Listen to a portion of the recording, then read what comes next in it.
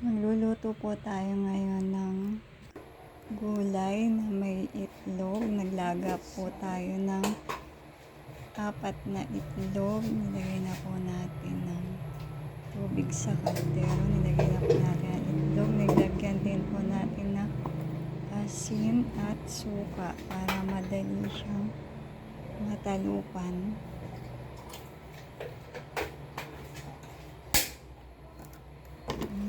Pakuluan po natin ng mga 10 minutes.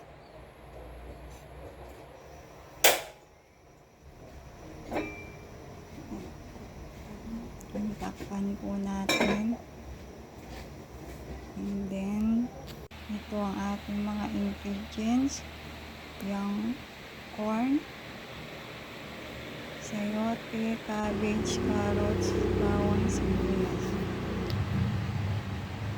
Halo po tayo ng ating sayote.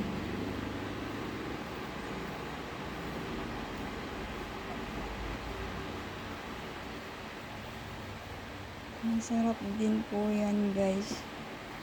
Ginisa lang po natin siya. And then,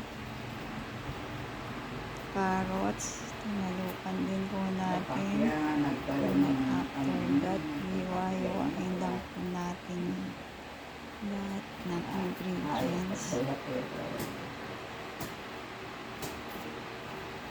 Masarap po dyan yung young corn.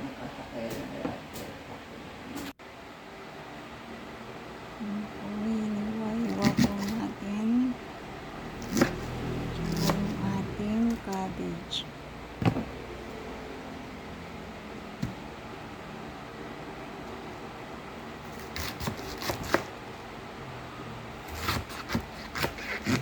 Sarap ng kulay. Para siyang chop suey, pero okay na din naman. Parang chop suey nga siya. Inisa lang po natin. Wala tayong egg. Kaya malaking egg na lang nilagay natin.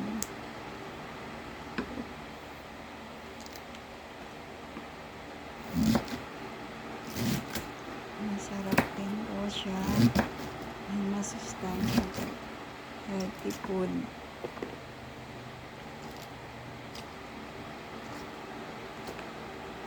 Hindi ko na po pala napakita sa inyong pag-isa ko kasi hindi ko pala na-videohan.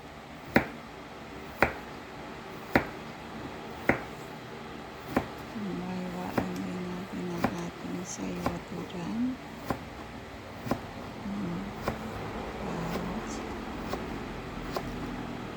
Tagalan ng pag-video dyan sa pag-iwa, pero yung sa pag-isa hindi natin na-videohan.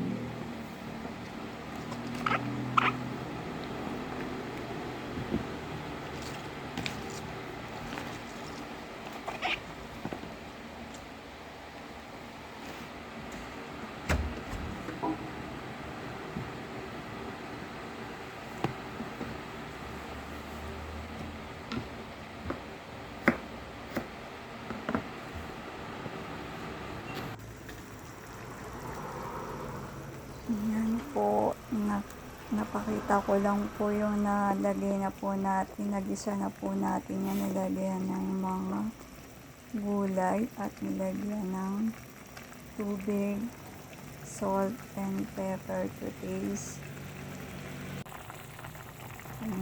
Kumukulo na siya, guys. Yan.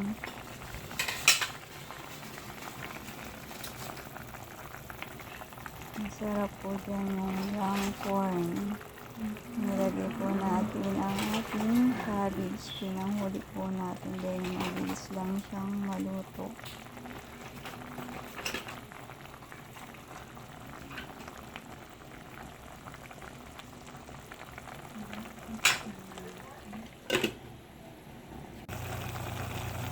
Takpan po natin. And then, pagkaluto po, lalagay na rin natin yung ating nilagang egg.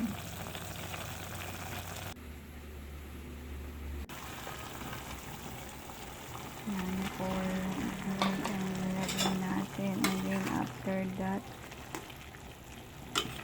Luto na po yan. Ayun. Kainan na.